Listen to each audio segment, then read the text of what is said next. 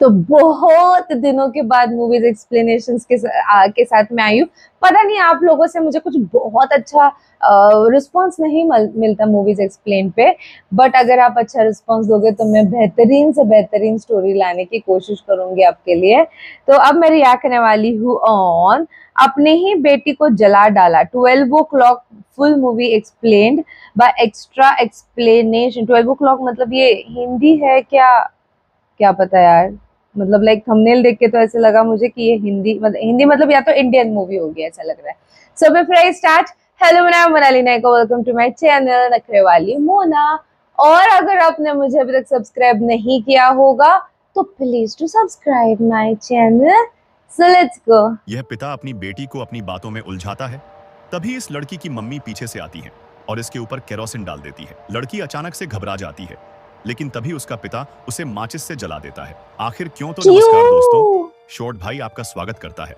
तो आप लोगों ने यह मूवी सीन इंस्टा या फिर कहीं भी यूट्यूब शॉर्ट पर तो देखा ही होगा। आपका भी मन में होगा कि आखिर ये इस लड़की को क्यों जला देते हैं। तो आज मैं इस पूरी मूवी का एक्सप्लेन करने वाला हूँ, जिसका नाम है 12 बजे। तो चलिए शुरू करते हैं। तो मूवी की स्टार्टिंग सीन में हमें दिखाया जाता है कि एक आदमी अपने काम से घर लौट रहा है, लेकिन तभी उसे लगता है कि उसका कोई पीछा कर रहा है। लेकिन जब वह पीछे घूमकर देखता है तो वहां कोई भी नहीं होता। वह ऐसे ही घबरा जाता है। वह जैसे ही चलने लगता है उसे फिर से लगता है कि कोई उसका पीछा कर रहा है, लेकिन जैसे ही वह पीछे घूमकर देखता है वहां कोई भी नहीं होता। लेकिन अब वह काफी ज्यादा घबरा जाता है और फिर भागकर अंधियारी गलियों से अपने घर की ओर बढ़ने लग जाता है। लेकिन तभी वह देखता है कि गली में उसके सामने एक औरत खड़ी है।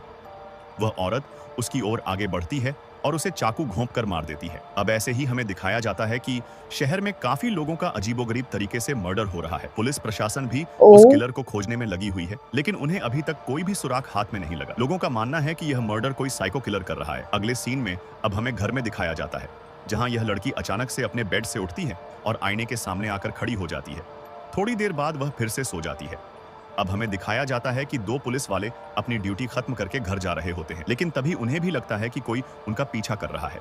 लेकिन जब वह भी देखते हैं तो वहां कोई भी नहीं था। बड़ा अफसर वहां रुकना चाहता था, पर पीछे बैठा पुलिस अफसर कहता है कि चलो सर। लेकिन तभी वह एक सुनसान जगह पर जाकर रुक जाते हैं। वह वहां एक बच्चे को देखते हैं और उसे अपनी ओर बुलाते हैं। एक पुलिस वाला जैसे ही बच्चे के पास जाता है, उस बच्चे ने अपने हाथ में पीछे कुछ छुपा रखा था। जैसे ही पुलिस वाला पास पहुंचता है, वह उसे उसके सर पर मारकर उसे नीचे गिरा देता है। लेकिन तभी दूसरे पुलिस वाले को भी कोई पीछे से आकर मार देता है। इस घर में दिन में वही सास बहू वाली लड़ाइयां चलती हैं, लेकिन रात में उनकी बेटी उठती है और आईने के सामने आकर खड़ी होकर फिर से सो जाती है। परिवार के लोग देखते हैं कि उन्हें कहीं से अजीब से सी आवाज आ रही है। तभी उन्हें समझ में आता है कि आवाज सामने के अलमारी से आ रही है। जैसे ही वह दरवाजा खोलकर देखते हैं तो वहां उनकी बेटी सिकुड़कर बैठी हुई थी। उन्हें कुछ भी समझ में नहीं आता कि आखिर इसे हुआ क्या। अगले दिन वही लड़की अपने बॉयफ्रेंड के साथ मौज मस्ती करने के लिए एक तालाब के पास जाती है। उसका बॉयफ्रेंड उसे तालाब के अंदर आने की जिद करता है। न जाने क्या चल रहा था बदतमीज के मन में। लड़की जैसे ही तालाब के अंदर जाती है, काफी सारे हाथ उसकी ओर बढ़ने लग जाते हैं, मानो लग रहा था कि वह उसे अपनी ओर खींचना चाहते हैं। लेकिन चौंकाने वाली बात तो यह थी कि उसके बॉयफ्रेंड को वह हाथ दिखाई ही नहीं दे रहे थे। लड़की काफी ज्यादा घबरा जाती है और इधर उधर देखने लग जाती है। वह चिल्लाना चाहती थी, पर उसके मुंह से आवाज ही नहीं निकल रही थी। और अगर तुम चाहते हो कि तुम्हारे साथ ऐसा कभी भी नहीं हो तो वीडियो को लाइक कर दो, क्योंकि मैं तुम्हारी फेवरेट मूवी का एक्सप्लेन जो कर रहा हूँ। अब लड़की की हर रोज रात में यही नौटंकी होती थी, लेकिन आज तो उसने गजब कर दिया यार, अपनी मुंडी ही घुमा डाली। अब लड़की के पिता को धीरे धीरे लगने लग जाता है कि उसकी बेटी के साथ कुछ तो प्रॉब्लम है, इसलिए वह उसे लेकर डॉक्टर के पास आ जाता है। लेकिन ठरकी डॉक्टर का तो ध्यान नर्स की ओर होता लड़की के पिता की बातों पर ज्यादा ध्यान नहीं होता। नर्स भी डॉक्टर को गंदे गंदे इशारे करके उसे बुलाना चाह रही थी। न जाने उसका क्या चाहती थी। लड़की और उसका पिता जैसे ही घर आ रहे होते हैं, एक साधु लड़की को रास्ते में कोड़े से जोर से मारता है। लड़की की तो सारी दुनिया है उल्टी घूम जाती है, लेकिन तभी उसका पिता उसे एक झटका देकर होश में लाता है। तो हमें पता चलता है कि यह सिर्फ उस लड़की का एक वहम था। अब लड़की अगले दिन उसी अस्पताल के अंदर जाती है, जहां वह इस नर्स के ऊपर अपनी गंदी निगाहें डालती है। नर्स भी देखकर हैरान हो जाती है। न जाने उसके भी मन में क्या चल रहा होगा कि यह छक्की कहां से आ गई। जैसे ही नर्स जाती है, वह ठरकी डॉक्टर वहां आ जाता है। वह लड़की तो उसे भी गंदी निगाहों से देखने लग जाती है। लेकिन जैसे ही डॉक्टर इंजेक्शन लगाने लगता है, लड़की जोर से चिल्लाकर अपने पापा को बुला लेती है और कहती है कि यह डॉक्टर मुझे छेड़ने की कोशिश कर रहा था। लड़की के पापा पागल है ये लड़की। लेकिन अब लड़की के हाव भाव ही पूरी तरह से बदल गए थे। वह अपनी मम्मी को नाम लेकर पुकारती है और कहती है कि मेरे लिए कॉफी लेकर आओ। लड़की की दादी और उसकी माँ यह सुनकर काफी ज्यादा हैरान हो जाती है। अब लड़की लड़की का पिता भी वहाँ आ जाता है, लेकिन वह तो उसके सामने ही अपनी माँ के ऊपर गाली निकाल देती है। अब लड़की का पापा फिर से उसे होश में लाता है। लड़की जैसे ही होश में आती है वह कहती है कि मैंने क्या किया पापा, आप सभी लोग मुझे ऐसे क्यों देख रहे हो। दरअसल लड़की को उसके साथ जो भी हो रहा है उसके बारे में अभी कुछ भी पता नहीं है। अब लड़की का पापा अपने दोस्त को आकर यह सारी प्रॉब्लम बताता है। उनका दोस्त भी उसे सॉल्यूशन बता ही रहा होता है कि तभी लड़की वहाँ आ जाती है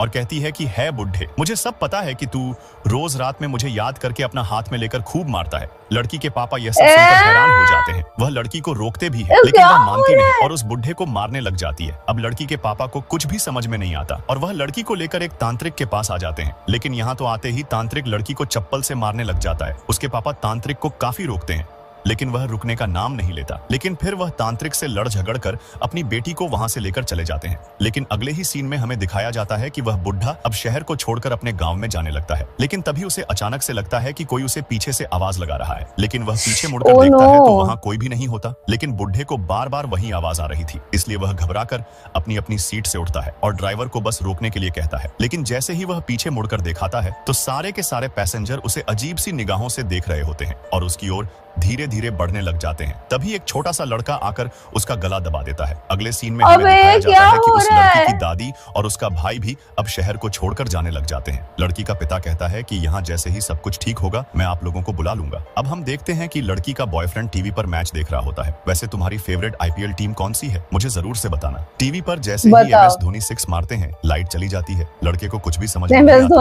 और वह प्रॉब्लम ढूंढने लग जाता है। लेकिन तभी उसे लगता है कि जैसे उसके पीछे से कोई उसका नाम लेकर आवाज लगा रहा है, लेकिन वह पीछे देखता है तो वहां कोई भी नहीं होता। वह टॉर्च के उजाले से उस आवाज की ओर बढ़ते बढ़ते उस इंसान को ढूंढने लग जाता है। लेकिन तभी उसके सामने अचानक से एक लड़की सफेद कपड़े से ढकी हुई दिखाई देती है। जैसे ही वह उस सफेद कपड़े को हटाता है उसके नीचे कोई भी नहीं होता। वह घबराकर भागने लग जाता है, लेकिन उसके सामने फिर से वही आ जाती है। वह दूसरी ओर भागता है पर वह एक चीज से टकराकर जैसे ही नीचे गिरता है उसके गले में एक लोहे की कील चुभ जाती है, जिसकी वजह से उसकी वही मौत हो जाती है। अब लड़की का पिता उसे एक और पढ़े लिखे तांत्रिक के पास लेकर जाता है, जहां यह तांत्रिक उसकी आंखों में टॉर्च से उजाला करता है और उसे हिप्नोटाइज कर लेता है। फिर उससे पूछता है कि तुम कौन हो। जवाब में लड़की बताती है कि मैं बाबू। तांत्रिक पूछता है कि पूरा नाम बताओ, लेकिन वह बोलती है कि तुम्हें उससे क्या लेना देना। वह बोलती है कि तुम्हारे पास जो डिग्रियां हैं उन्हें समय रैना के डायलॉग की तरह गोल करके अपने पिछवाड़े में डाल लो। अब हमें इस अस्पताल में दिखाया जाता है जहाँ वह लड़की पहले आई थी। लॉजिकली यहाँ अभी भी इन दोनों डॉक्टर की आशिकी ही चल रही होती है। डॉक्टर नर्स को पढ़कर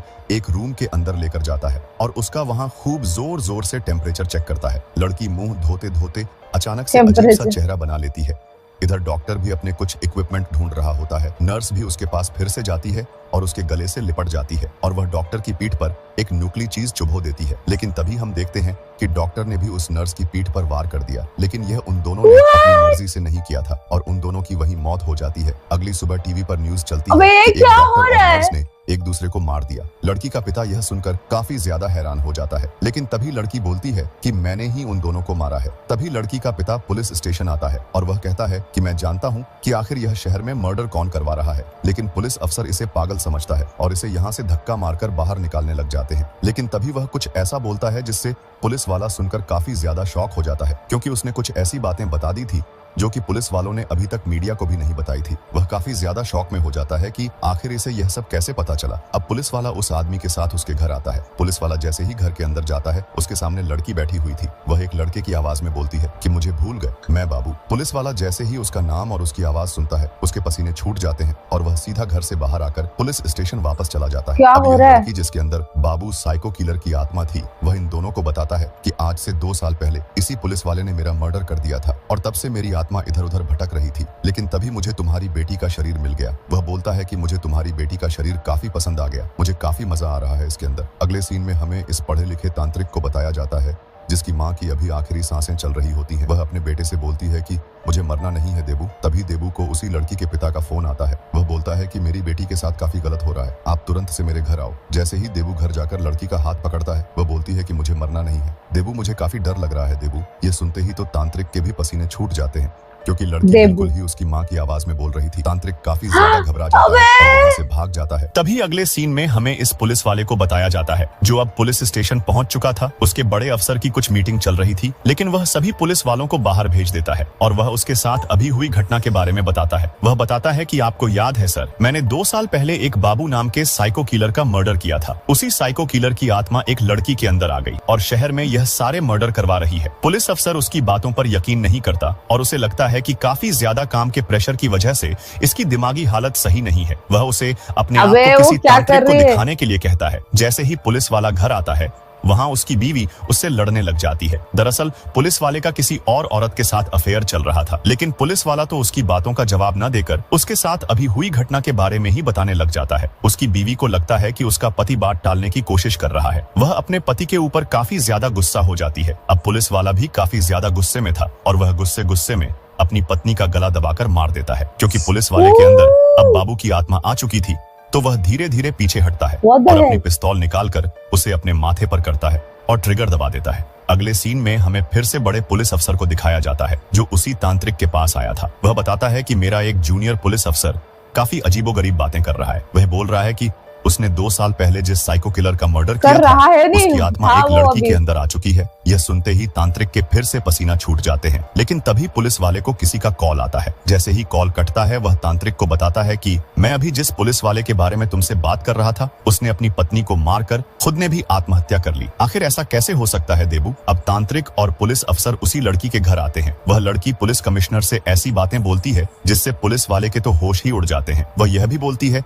कि शहर में सारे मर्डर में ही करवा रहा हूँ और अब तू मेरा कुछ भी नहीं बिगाड़ सकता, क्योंकि तू मरे हुए को तो कैसे मारेगा पुलिस वाले, क्योंकि तुम्हें इसके लिए तो लड़की को ही मारना होगा। अब उस लड़की के माता पिता और पुलिस और तांत्रिक शुरू में दिखाए देसी तांत्रिक के पास आ जाते हैं। ये तांत्रिक भी उन्हें कुछ ज्ञान देने लग जाता है, लेकिन तभी अचानक से उसके शरीर में अजीब सी हरकतें होना शुरू हो जाती हैं। उसे देखकर तो ऐसा लग रहा था मानो उसे कोई मारना चाह रहा हो। उसका शरीर पूरा का पूरा टेढ़ा हो चुका था। स्विंगल सब देखकर तो आसपास वाले सारे के सारे ही डर जाते हैं, लेकिन तभी तांत्रिक का शरीर अचानक से हवा में उड़ने लग जाता है और अचानक से नीचे गिरता है और उसकी मौत हो जाती है। अब यह लोग गाड़ी में वापस आ रहे होते हैं, तभी देबू कहता है कि अब तो सिर्फ एक ही रास्ता बचा है इससे छुटकारा पाने का। वह कहता है कि इसके लिए तुम्हारी बेटी गोरी को ही मारना होगा। ये सुनते ही तो लड़की का पिता गुस्से से भर जाता है और तांत्रिक को मारने लग जाता है, लेकिन तभी वह उसे समझाते हैं और कहते हैं कि हमें पता है कि वह तुम्हारी बेटी है, पर अगर हमें उस साइको किलर से लोगों को बचाना है तो हमें तुम्हारी बेटी को मारना ही होगा, वरना ना जाने कितने बेकसूर लोगों को उसके अंदर की आत्मा मार देगी। और अब तुम्हारी बेटी का भी कोई फ्यूचर नहीं रहा, क्योंकि वह आत्मा उसे छोड़कर जाने वाली है नहीं। तो यह पिता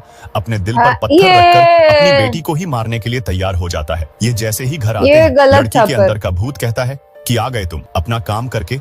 मैंने देखा कि तुम उस तांत्रिक के पास गए थे, पर अफसोस कि मैंने तो उसे मार डाला। लेकिन लड़की की माँ अब कमरे में पीछे जा चुकी थी। इधर यह लड़की भी अपने पापा से कुछ बातें कर रही थी, मतलब कि इसके शरीर में जो आत्मा थी वह बातें कर रही होती है। उधर माँ पीछे एक पानी की बाल्टी को खाली करती है और उसमें केरोसिन डालने लग जाती है। जैसे ही केरोसिन डलता है, वह आकर एक बार दरवाजे के पास खड़ी हो जाती है। अब सही मौके का फायदा उठाकर वह बाल्टी को लेकर आती है और लड़की के ऊपर उस केरोसिन को डाल देती है। लड़की कुछ भी समझ पाती उससे पहले ही उसका पिता एक माचिस की तिल्ली जलाता है और लड़की के ऊपर फेंक देता है और यह दोनों तुरंत भागकर घर के बाहर आ जाते हैं और दरवाजा बंद कर देते हैं। अंदर लड़की चिल्ला रही होती है, लेकिन तभी अचानक से लड़की चिल्लाने लग जाती है कि पापा पापा मुझे बचाओ। पापा को लगता है कि उसकी बेटी को ही उसने जला दिया, तो वह वापस अंदर भागने लगता है, लेकिन तांत्रिक उसे पकड़ लेता है और कहता है कि तुम भूल गए क्या, वह आत्मा किसी की भी आवाज में बात कर सकती है और वह सिर्फ तुम्हें बेवकूफ बना रहा है। और इसी के साथ एक मैसेज के साथ ये मूवी खत्म हो जाती है। बाकी आप लोगों को ये मूवी कैसी लगी मुझे कमेंट सेक्शन में बताना और वीडियो को लाइक नहीं किया हो तो लाइक कर दो। कोई और तरीका था ही नहीं। जस्ट सेकंड में तो लगता है मेरा कैमरा कैड। हाँ, कोई और तरीका था नहीं उसको बचाने का, ये तरीका था, मार दिया उसको। मतलब उस लड़की की कोई गलती है ही नहीं, जो कोई भी उसके अंदर है उसकी गलती है और उस वजह से लड़की, ये क्या तांत्रिक वांत्रिक ने क्या ये तरीके निकाले। ये पुलिस वाला मर गया, शहर के इतने सारे लोग मरे जा रहे क्योंकि वो खुद एक सीरियल किलर था, ठीक है। उसकी आत्मा ने बराबर इस लड़की को पकड़ लिया और इतने सारे लोगों के बॉडी में घूम भी रहा है। पुलिस के अंदर गया, उसने खुद को मार लिया, डॉक्टर के अंदर गया, इधर गया उधर गया, फिर घूम फिर के लड़की के पास क्यों आ रहा है? और ऊपर से इतना कौन डराता है भाई देवा? वो वाला जो देसी वाला तांत्रिक था वो तो खुद ही मर गया। और जो साइंस वाला तांत्रिक है वो है जिंदा, और उसने भी क्या सजेशन दिया कि अपनी बेटी को मार दो।